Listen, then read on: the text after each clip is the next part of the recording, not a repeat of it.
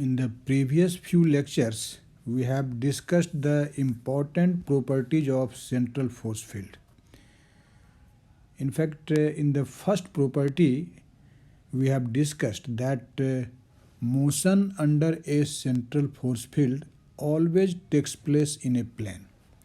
In other words, you can say that the trajectory or the path followed by a particle moving in a central force field will be always a plane curve. And I have told you that to deal with the motion under a central force field, the most convenient coordinate system is the plane polar coordinate system. These things we have discussed in the previous lecture. Now we have only learned that the trajectory or the path or the orbit followed by a particle moving in a central force field is a plane curve. But we have not seen what will be the equation of that plane curve. Actually, in this present lecture, our aim is to find the general differential equation of that very plane curve along which a particle moves in a central force field. Okay? So what is the basic problem which we are going to deal with in this lecture? I think you have understand. Our aim is to find the general equation of the orbit, or you can say the general equation of trajectory followed by a particle moving in a central force field. Definitely that orbit will be a plane curve, and what will be the general equation our aim is to find. In fact, starting from the expression for acceleration of a particle moving in a plane, we can find the general equation of orbit or trajectory for a particle moving in a central force field. So which expression you have already discussed in the previous lecture. So let us start to deal with our problem by writing the expression for the radial acceleration and the transverse acceleration of a particle moving in a plane. I am not talking at present the motion in a central force field. First of all, we will see the general expression for acceleration components in during the motion in a plane. You know, if a particle is moving in r theta plane and its acceleration is a, then this acceleration in general will have two components. The first one is known as a radial component, which is denoted by the symbol AR, and the second one is called transverse component, and that is denoted by a theta. You also call AR as radial acceleration and a theta as transverse acceleration. Okay? And as we have considered that r hat is the unit vector in radial direction and theta hat is the unit vector in the transverse direction. So you can write that the resultant acceleration of a particle moving in a plane equal to AR times r hat plus a theta theta hat. Okay? This is just the acceleration vector expressed in terms of its radial and transverse components. But as you have learnt in the previous lecture, what are the expressions for these radial acceleration and transverse acceleration? You have seen that the radial acceleration AR is given by r double dot minus r theta dot square. When you say r double dot, what does it mean? It means this is simply the second order derivative of r with respect to t. That is r double dot is d2r by dt square, and minus r theta dot, this is d theta by dt. So this is r d theta by dt whole square. Okay? And you have also seen that the transverse acceleration a theta in a convenient form is given by this expression. This a theta is equal to 1 over r d dt r squared theta dot. Okay? So these are the expressions for the radial and transverse acceleration. Okay, when a particle moves in a plane. But now consider that your particle is moving in a plane under a central force. Till now we have not considered that particle is moving under a central force. Uh, we have only assumed that the particle is moving in a plane. In that condition, the acceleration will have two components, the radial component AR and the transverse component A theta.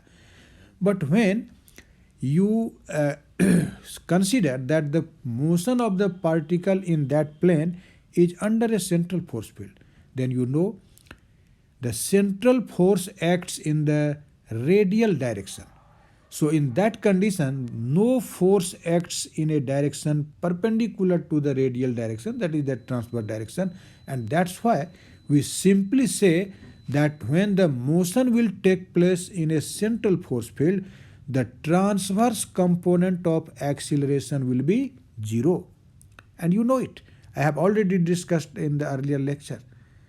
So when we consider that motion in that plane takes place under a central force field, we can say that the transverse component A theta of acceleration of the particle will be equal to 0. Okay.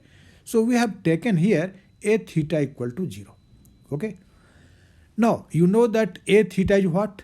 A theta is 1 over r d dt r squared theta dot. So that will be equal to 0. Okay. Now since derivative of r squared theta dot is equal to 0, so you can say that r squared theta dot will be a constant, and we denote this constant by a symbol h. Normally in every textbook you find that this constant has been denoted by this symbol h. This is just a conventional sign, so I had adopted that conventional sign. R squared theta dot, this is equal to h, which is a constant. Okay. Now we will see what actually this h means. For this, you know that the angular momentum of a particle j is given by mr squared theta dot. We have already seen this formula in the previous lecture. You know it. J equal to mr squared theta dot. And so you can see from this expression that r squared theta dot, this will be what? This is simply j by m. And j by m, this is equal to r squared theta dot, and r squared theta dot is equal to h. So you can say that h is nothing. This is simply equal to j by m. And what is j by m? You can see that the angular momentum of a particle of mass m is equal to j. So the angular momentum of a particle of unit mass will be equal to j by m. So j by m means what? This is simply the angular momentum per unit mass. So what is the meaning of this constant h? I hope you have understand. This constant h is simply the angular momentum of unit mass. Okay. And you know, during the motion in a central force field, since angular momentum remains constant, so you can easily say that this h is a constant. This is angular momentum per unit mass. Okay. This result will be also needed in our calculation, which we will do now. Since acceleration during the motion in a plane in general has two components, a radial component and transverse component, but you have seen that if the motion takes place in a central force field, then transverse component is 0. It means during the motion in a central force field, the particle will have only one acceleration, and that is radial acceleration. So in this case, the resultant acceleration or the total acceleration of the particle will be simply equal to ar times r hat. So the magnitude of the resultant acceleration a is simply equal to magnitude of the radial acceleration. So you can say that in case of motion in a central force field, acceleration means radial acceleration. because transverse acceleration in this case is 0. So A will be what? A is d2r dt square minus r d theta by dt square. This is actually the expression for the radial acceleration, which is in present case equal to the total acceleration. Okay. Now we will see how we can find the equation of the trajectory or the equation of the orbit of the particle moving in this central force field. Actually, you know, whenever you talk about the equation of trajectory, even in Cartesian coordinate, what does it mean? In Cartesian coordinate, equation of trajectory means to find y as a function of x. For example, if a particle is moving along a straight line, then you see that the equation will be in the form of y equal to mx plus c in slope form. This may be in another form too. If it is a circle, then the equation will be x square plus y square equal to a square. So in equation of trajectory, definitely the two coordinates should be present, but apart from those two coordinates, nothing should be variable. Have you understand or not? In equation of trajectory, the variable should be only the two coordinates, and other than those two coordinates, nothing should be variable in that equation. But now see equation number 2. Here this equation actually relates r and theta, but apart from r and theta, another variable t is also present in it. So if you want to relate r and theta to find the equation of trajectory, you must eliminate this variable t from this equation. So the further problem is only to remove or to free this equation 2 from t. It means we have to relate r and theta in such a way that that equation does not contain the time variable t. Okay, and for that we have to do some algebra or some mathematical steps. So you can see.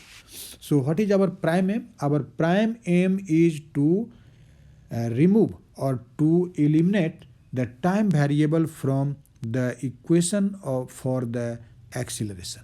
Okay, and for this, for convenience, we introduce a new parameter or a new variable just related to r. So let us put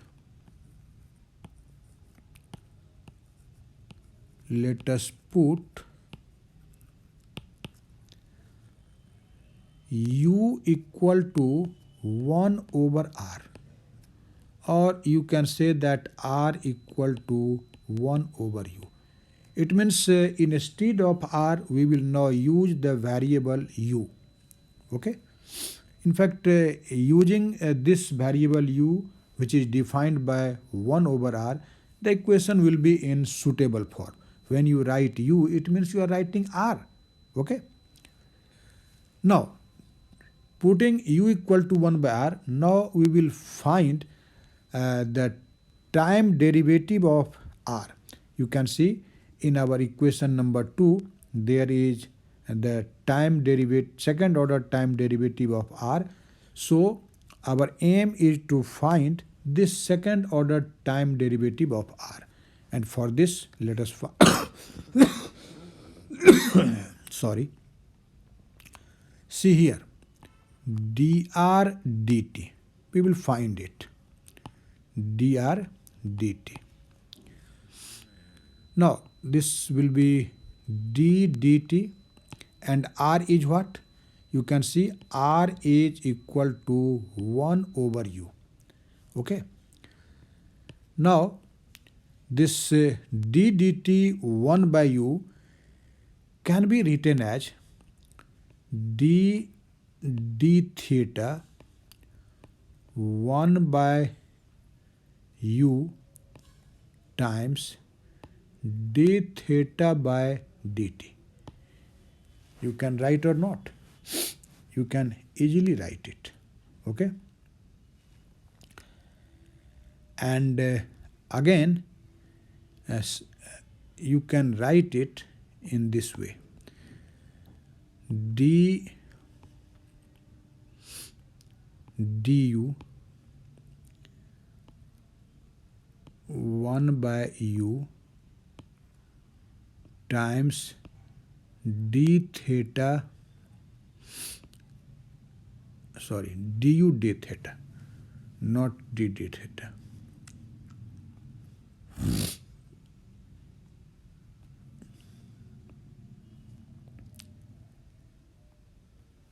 This will be du d theta times d theta by dt. This is in fact theta dot. Okay. This is just a function of function. So let us see. d du 1 by u. What will be this? You know, this is minus 1 by u square. Okay.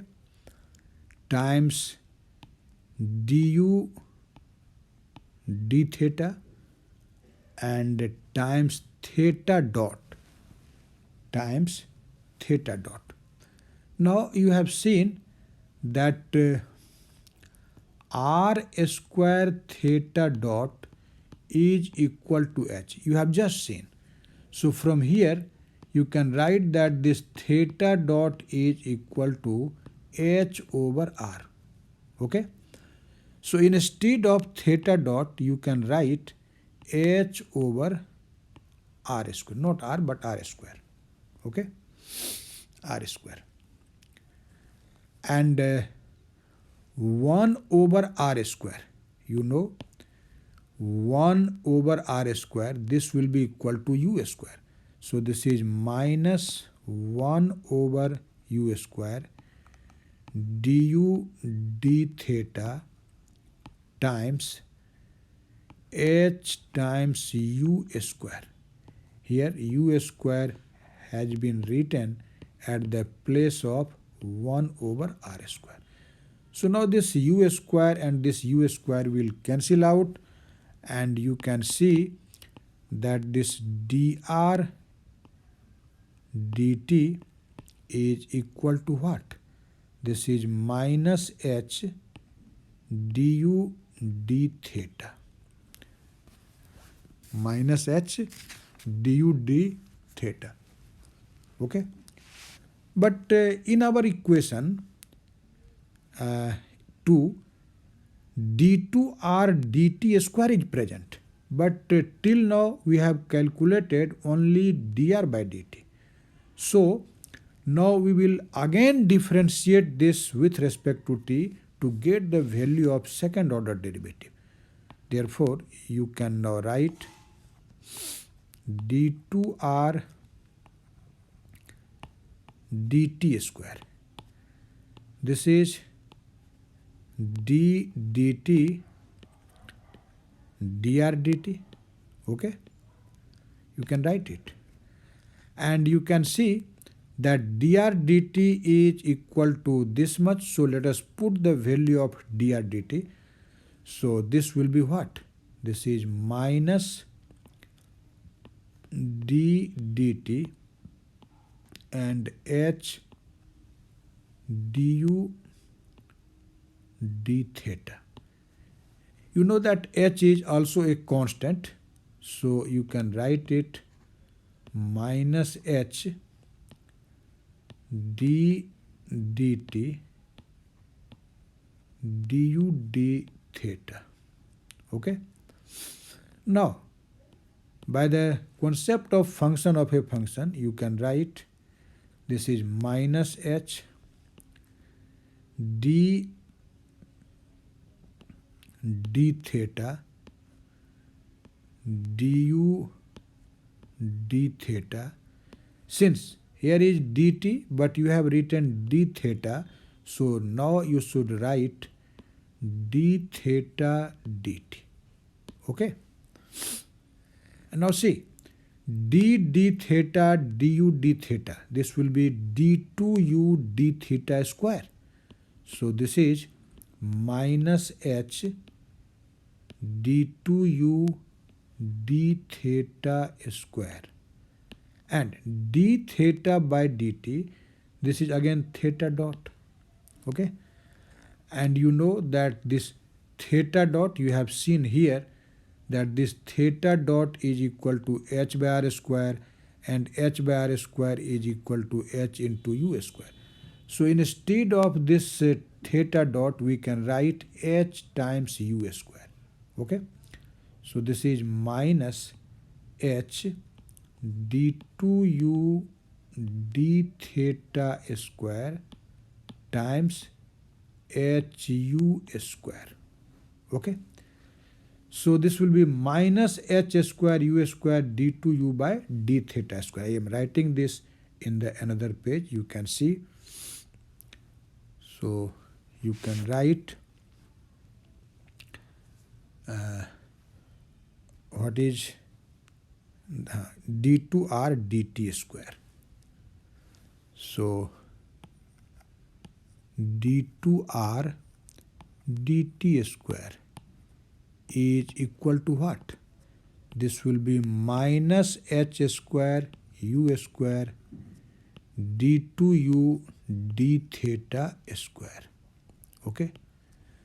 So you can see we have eliminated actually this variable t and obtained the value of d2r dt square in terms of theta. Okay. Now let us substitute this value of d2r dt square in the expression for acceleration, which is actually defined in equation number 2. So in this equation, we will substitute the value of d2r by dt square. Okay. Let us put this. After putting, what will be our result? You can see it easily here. So therefore a equal to, what is a? A is equal to d2r dt square, and instead of this d2r dt square, we will write minus h square u square d2u d theta square. Okay. And minus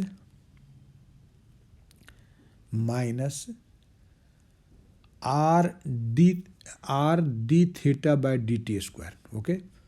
So this is in fact r, and instead of r we will write 1 by u, and then there is d theta by dt square.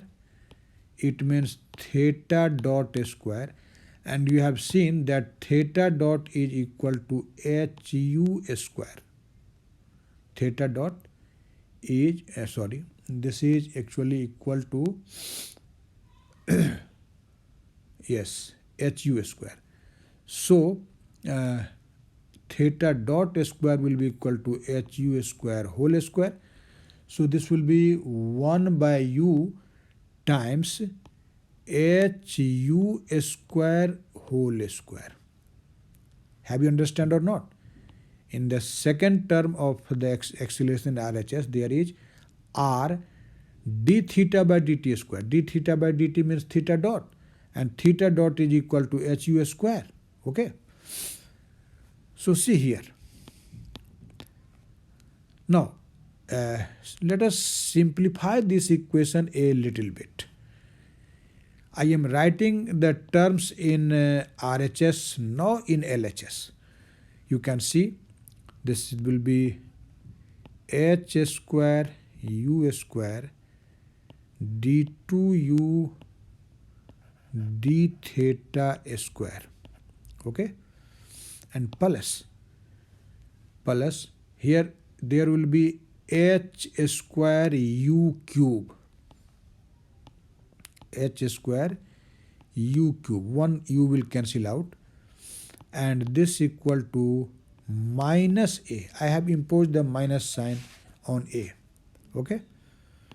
Now we can take this h square u square as a common factor. You can see. Then what will be your result? This is d2u d theta square and plus u. Here there will be only u, and this equal to minus a. Okay. And therefore you can write d2u d theta square plus u. This is equal to minus a over h square u square. Actually, this differential equation of second order is the general equation of the orbit of a particle moving in a central force field. Okay. Remember, here the parameter u is 1 by r. So you can see this is simply the relation between r and theta. U and theta means r and theta. This is the equation. Now the RHS of this equation can be written in some different manner too. Let us see here.